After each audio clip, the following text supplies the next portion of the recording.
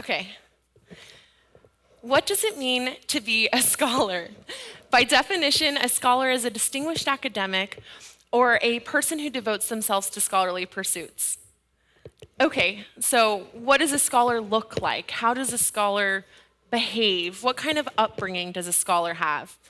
Maybe they all wear an ascot tie and speak the Queen's English, have private tutors, and you can just wrap them all together in a nice little box labeled scholar. Admittedly, we know this isn't the case. What about those on the fringe of society? The addicts, the homeless, the incarcerated. Can they be scholars too? Society seems to believe that those who have had significant hurdles in life somehow lack intellectual ability. But isn't the reverse also true? There's a particular image in our minds when we imagine a scholar, like the ridiculous ascot tie and the Queen's English.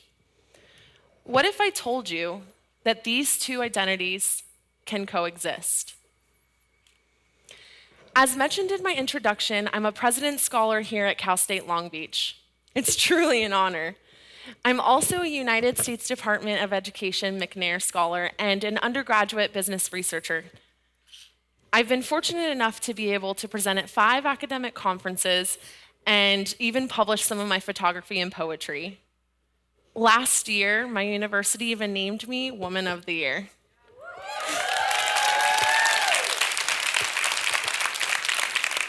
Needless to say, it's been the time of my life. So here I am, with all of these accomplishments, who sits on more boards and committees than I can even count, all while raising 4-year-old twins. You know, my friends say I'm an overachiever even when making babies. One just wasn't enough. If you really want to be efficient, you make a boy and a girl at the same time, you just get it out of the way. Renata knows what I'm talking about. All jokes aside, it's safe to say that you would define me as a scholar, right? But if I hadn't just told you all of that, and you saw me on the street, would you think the same thing? It hasn't been easy. And it still is not easy to dispel some of the misconceptions about me. My parole officer was proud of me when she found out about all of my accomplishments. Yeah, I said parole officer. I see some of your faces because I was incarcerated. Now, if I hadn't just told you all of my accomplishments, maybe you wouldn't have thought of me as a scholar. But here we are. I'm your proof that it's possible. But how, right? I mean, it sounds ridiculous even to me. We know that 97% of former foster youth will not graduate from college, and approximately 80% of former heroin addicts will eventually relapse. 70% of inmates released from California prisons will be incarcerated again within 3 years. So here I am. My ambitions have me shooting for the sky, and the system is trying to pull me down this other path. Here's why I think that happens. It's a 2-dimensional problem. The first dimension is bias and judgment. I made a conscious decision today to start my talk with my tattoos covered. On several occasions, I've been in an academic or professional conference and received disgusted looks when taking off my coat. Which makes sense because there's research that shows that women with tattoos are perceived as being less attractive, less caring, less honest, and you guessed it, less intelligent.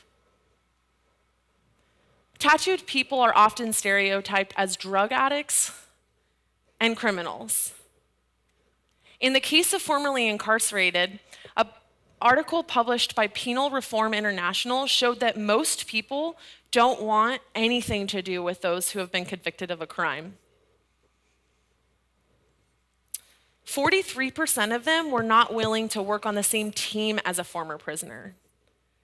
54% of them were not willing to live next to a former prisoner. And 72% of them were not willing to have children with them. People on the fringe are judged through a biased lens. Implicit bias refers to the attitudes or stereotypes that affect our understanding, our actions, in our beliefs and our decisions in an unconscious manner. It's what we don't think we think. And as someone with the labels of former convict and former addict, implicit bias affects how I've been treated. Despite fighting to get where I am today, I'm still being unfairly judged. The second dimension is lack of expectations. When I signed up to go back to college, I signed up for the Welfare to Work program. And I told them that I had registered at my local community college and that I wanted to pursue a degree in business administration. They wrote on my forms that my career goal was office clerk. Another time, I was at a professional conference at a prestigious private university, and I went to a diversity and inclusion panel. And at this panel, I asked a very simple question. What practices have you seen in your industries that aim to hire formerly incarcerated? And the well-intentioned man said, we work with community partners to offer truck driving opportunities. This lack of expectations serves to hold people down. I know that I am an exception. I am an anomaly. My parole officer sent me a message recently that said, you are the shining star of my 25-year career. The institutions which were there to help me expected so little from me. This lack of expectations will continue to hold people down. People on the fringe don't make their decisions based on what they think is best for them or what they think are a good fit for. Nobody expects them to excel. Instead, their opportunities are limited, and they make their decisions based on what society will allow them to do. Now let's discuss one of the inevitable effects of the problem as I've outlined it. The Prison Policy Initiative is a nonprofit, nonpartisan organization that studies the harm of mass criminalization. Their research showed that in 2008, the US unemployment rate in the general population was 5%. But for the 5 million formerly incarcerated, it was 27%, which is startling considering the peak unemployment rate during the Great Depression was 25%. So what does this mean? Aside from the fact that formerly incarcerated are literally in a worse situation than the Great Depression. More of them are looking for work, yet a disproportionate amount of them can't get it. Could it be the exclusionary practices of employers, not the individual shortcomings of the formerly incarcerated? It's not just hard for the formerly incarcerated to get jobs. 51% of young adults in the US foster care system are unemployed, and 24% of them don't even have a high school diploma. There's a significant amount of talent that is untapped because of our judgments. How can we prevent that from happening? I suggest 3 actions that we can take to undo the systemic stifling of our communities. Number 1, workforce opportunities. Fair chance hiring practices can help reduce bias. The Fair Chance Act that went into effect in January 2018 is a California law that prohibits employers from asking about conviction history prior to offering a job. By banning the box, I was able to make it through a 3-interview corporate hiring process. When it came time to do that background check, I was afraid. I didn't want to tell the truth. I was wondering how I was going to make it through it. And it was painful, but I did it. And they took a chance on me. All states should implement similar acts, and all employers should be aware of this damaging type of bias. Number 2, educational opportunities. Many universities are making significant strides towards inclusivity as they realize the value and the potential of a non-traditional student. Cal State Long Beach is part of the solution.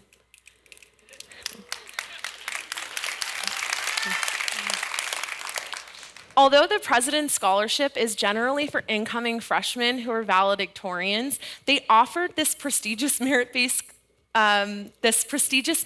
scholarship to me, a transfer student from a community college with several blemishes on my transcript.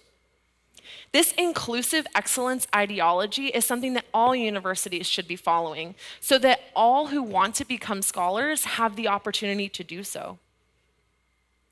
Number 3, community support. This is the glue that holds the whole thing together. Maybe you don't have a job to offer, you can't get someone into college, but there's plenty you can do to help. First, the language you use matters. You may have noticed my use of the phrase formerly incarcerated throughout this talk. People with criminal justice histories are often labeled as convict, prisoner, felons, offenders. After completion of their sentence and reentry into society, these labels often stick. Terms like ex-convicts and ex-felons and ex-offenders serve to continue stigmatizing those with these justice histories. By using more humanizing language, we acknowledge their full identities that aren't just defined by their criminal justice histories. Using humane labels helps to reduce bias by not prompting our brains to rely on the judgmental stereotypes that we hold about a group of people. It's a bit absurd to continue to label someone based on something that happened in their past, right? I mean, I'm a mother, but you wouldn't call me an ex-pregnant.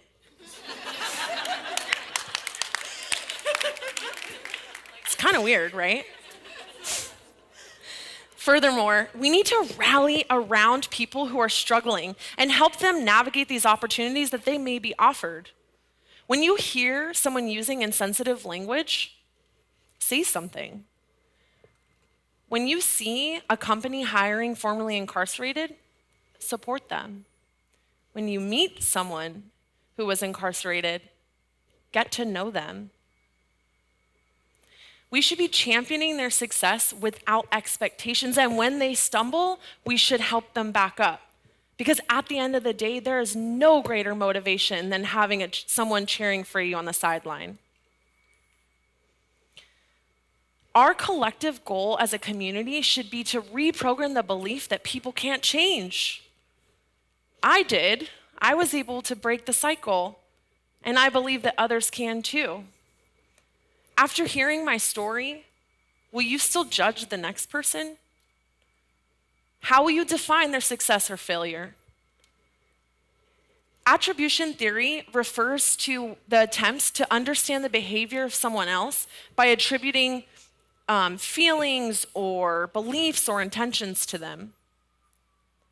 If someone is similar to you, then you will attribute their success to personal traits like intelligence.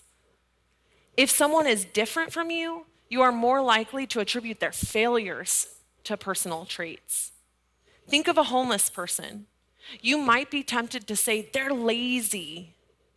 They made bad choices. Maybe they have an undiagnosed mental illness or drug addiction. But isn't it possible that they had a stroke of bad luck? That they lacked family support in their time of need? Or that they had factors actively working against their success? The next time you see a homeless person, I urge you to ask yourself, could they be a scholar? Because there very well could be someone on Skid Row right now with a cure to cancer in his mind.